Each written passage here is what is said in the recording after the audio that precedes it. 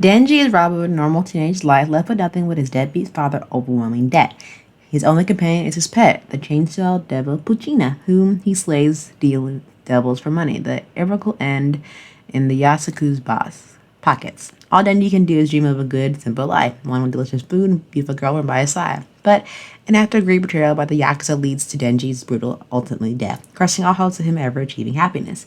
Remarkably, an old contract allows Pochita to merge with the deceased Denji and bestow death powers on him, changing him to a hybrid able to transform his body parts in a chainsaw. Because Denji's nobility poses a significant risk to society, the Public Safety Bureau elite devil hunter Makina takes him in, letting him live as long as he obeys her command. Guided by the promise of a content life, alongside an attractive woman, Denji devotes everything in his fight with all his might to make his naive dream a reality.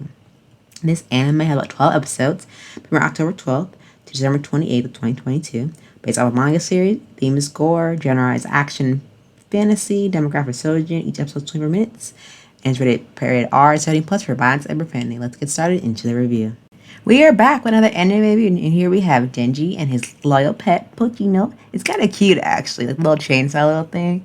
And they kind of go hand in hand with fighting for the yakuza boss to pay off his so far horrible parental figure of debt that he ends up this endless cycle of feel like he's never going to pay it off until he dies. But I think him having a simple dream of reality, just a little simple life, isn't much more than he can ask for.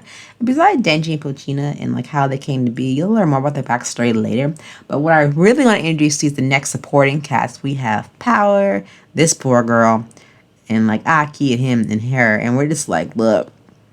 When they come into the picture, it is a more fun a party because you have Himino, you have poor girl Hijima Kanabi, and then you have the supporting cast. But what I thought was really interesting, like they all bring something to the table in their spotlight, especially my girl Power here. She is just like, I will fight for food, basically, and my cat.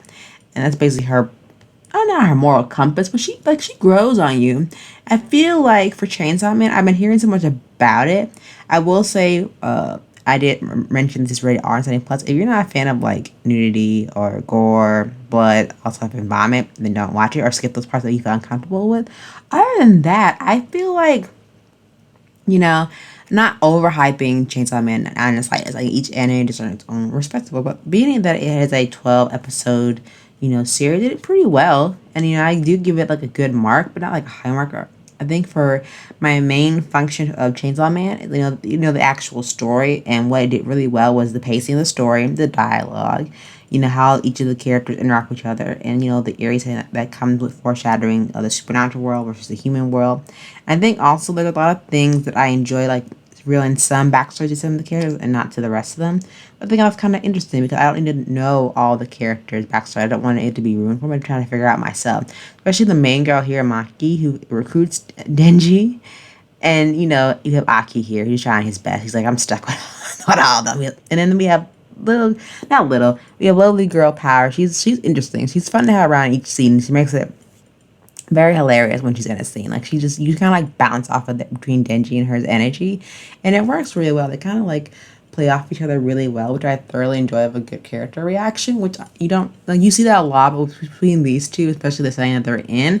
They really enjoy it a lot. Now to wrap up my narrative of Chainsaw Man, do I recommend it? Yes, but do I think when Japanese anime crosses over to the States, will it be perceived well? That just depends on the person because everyone has a different taste in anime. And for Chainsaw Man, I think it did pretty well for what it was, not as hyped up as it was presented to me, but I thought it was pretty good anime with the storytelling, the pacing, and the characters. And I think overall it was good action anime to watch in general, especially if you're just watching for something a different change of pace and different themes, something you haven't seen in a while. And this anime is definitely for you. I definitely give it a 8.6 out of 10. There is no notion of whether there will be another season. It kind of ending is kind of open ended, so it kind of just depends on the audience themselves, what they perceive is going to be the end all. But so far, I think it was really cool how it ended, and definitely wait to see if I can find the manga of Chainsaw Man and read. There's more to it because manga is definitely going to be more longer than the anime.